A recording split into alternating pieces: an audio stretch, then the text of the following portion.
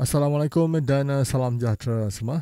Bertemu lagi di M2 Podcast. Hari ini 14 Oktober 2020. Saya Joe Ahmad, host anda. Hari ini saya ingin mengulas tentang isu politik yang tengah hangat sekarang. Sebenarnya saya ada minta seorang penganalisis politik popular untuk mengupas isu ini. Tetapi beliau tak dapat memenuhi permintaan saya kerana ada hal yang tak dapat dielakkan.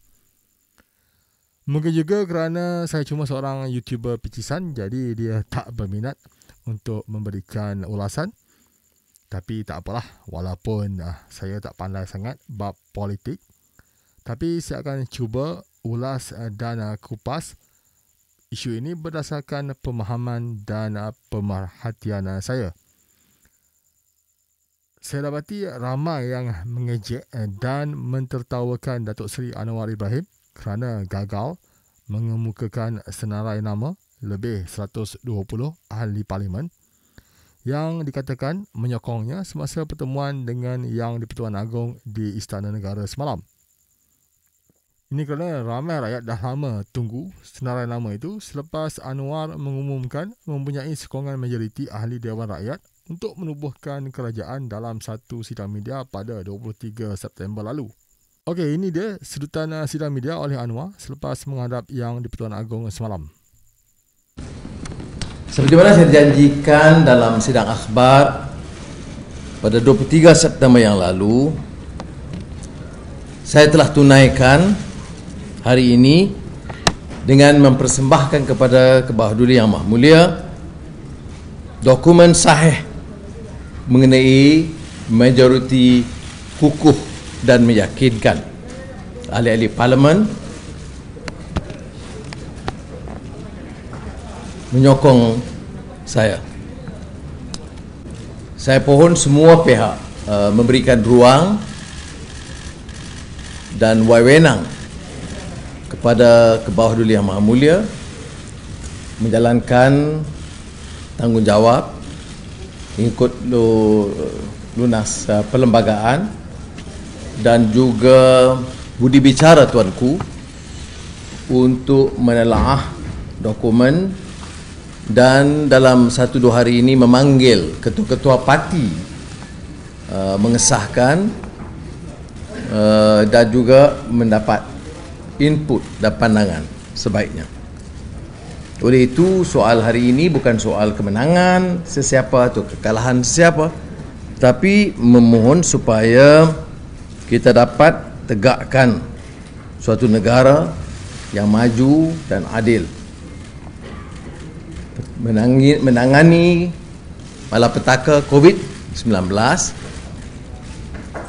dan keduanya memacu pertumbuhan ekonomi yang meyakinkan.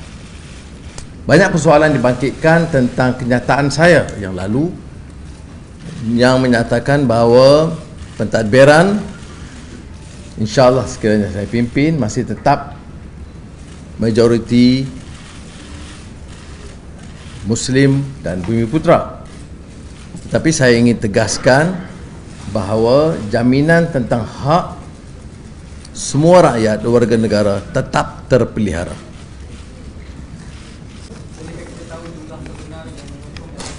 Dia mencecah lebih dari 120, tetapi oleh kerana Yang di-Pertuan Agong akan memanggil ketua-ketua parti, maka munasabah untuk kita bersabar, memberi ruang dan wewenang kepada Yang di-Pertuan Agong untuk memutuskan.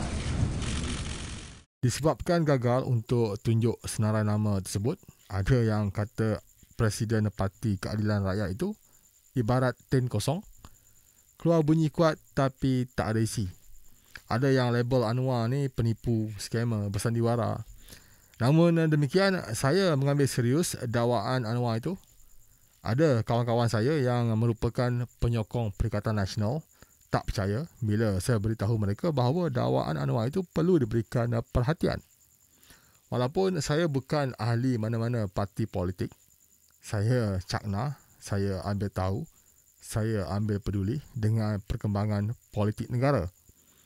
Berdasarkan pemerhatian saya yang naif ini dalam tempoh 2 tahun ini, saya tahu dakwaan Anwar kali ini bukan omong kosong. Ini cuma dari sudut pandangan peribadi saya lah. Sebelum Kerajaan Pakatan Harapan tumbang pada 24 Februari lalu, saya difahamkan berlaku perbincangan antara kem tertentu dalam UMNO untuk menyokong Anwar. Ini kerana semasa Pakatan Harapan berkuasa lah pada masa itu, ada pemimpin UMNO melihat Anwar sebagai satu-satunya orang yang boleh membela nasib orang Melayu dan Islam di negara ini. Ini berdasarkan perkiraan PKR ataupun Parti Keadilan Rakyat mempunyai kekuatan dalam Pakatan Harapan untuk mengimbangi pengaruh DAP. Parti Pribumi Bersatu Malaysia ataupun Bersatu tidak dilihat mempunyai keupayaan itu kerana bilangan ahli parlimen yang sedikit. Tetapi apabila Tun Dr. Mahathir Mohamad meletakkan jawatan sebagai Perdana Menteri, kerjasama itu tak berlaku. Sebaliknya, Perikatan Nasional terbentuk dan menjadi kerajaan. Pada awalnya, kerjasama antara parti-parti dalam Perikatan Nasional nampak baik, nampak cantik, indah semuanya. Biasalah macam orang baru kahwin, mesti semuanya manis, kentut pun bau wangi. Tapi lama-kelamaan banyak isu timbul walaupun tidak dibincangkan secara terbuka.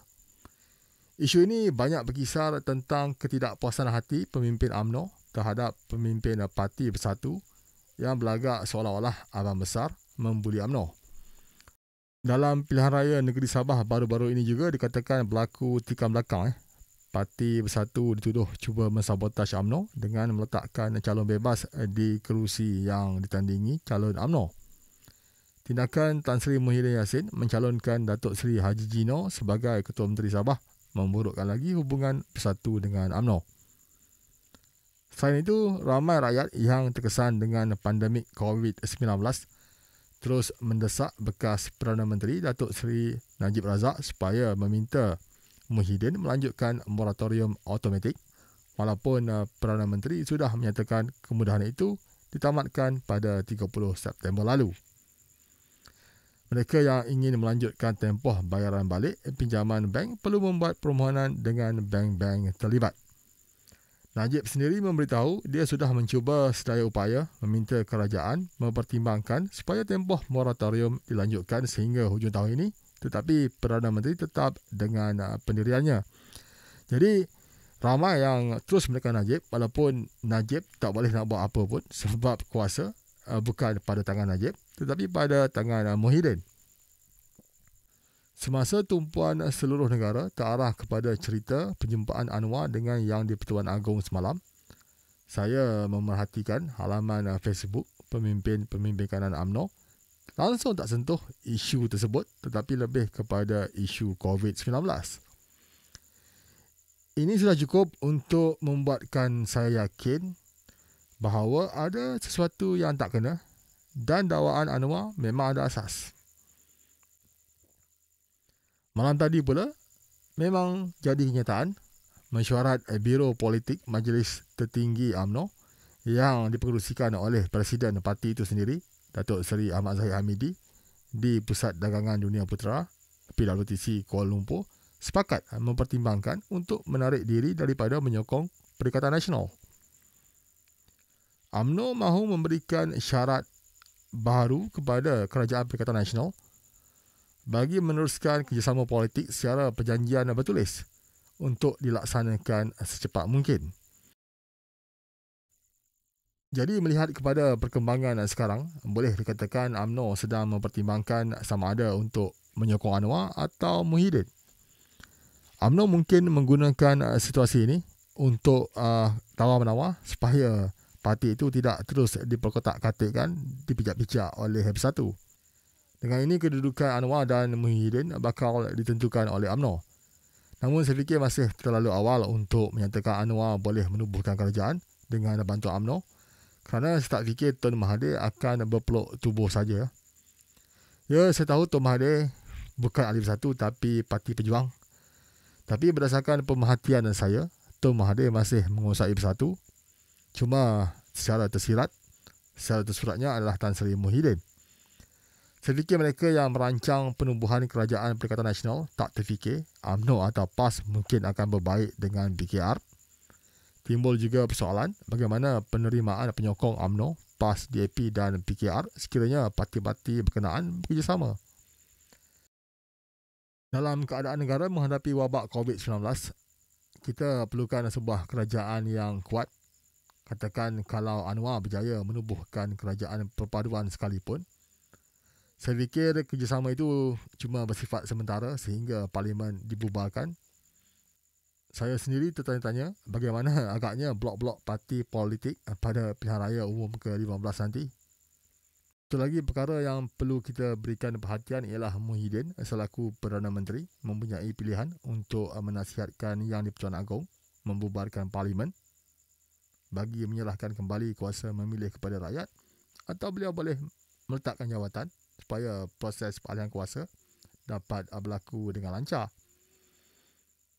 Selepas ramai rakyat marah dengan pilihan raya negeri Sabah yang merupakan antara punca penularan wabak COVID-19, saya fikir mengadakan pilihan raya umum ke-15 mungkin membuatkan rakyat semakin meluat dengan pemimpin parti-parti politik. Apakah pilihan yang akan diambil oleh Muhyiddin sekiranya benar Anwar ada sokongan majoriti? Jadi kita tunggu dan lihat saja kesudahan percaturan politik yang sedang berlaku sekarang. Kalau tanya saya, masalah politik negara cuma berkisar tentang dua tokoh ini saja, iaitu Tun Mahathir dan Anwar. Semuanya bermula sejak pemecatan Anwar dari UMNO pada 1998. Okey, cukuplah setakat ini dahulu. Sekiranya anda ada sebarang pandangan, boleh kongsikan di ruangan komen di bawah. Terima kasih kerana menonton. Jumpa lagi. Assalamualaikum dan salam sejahtera.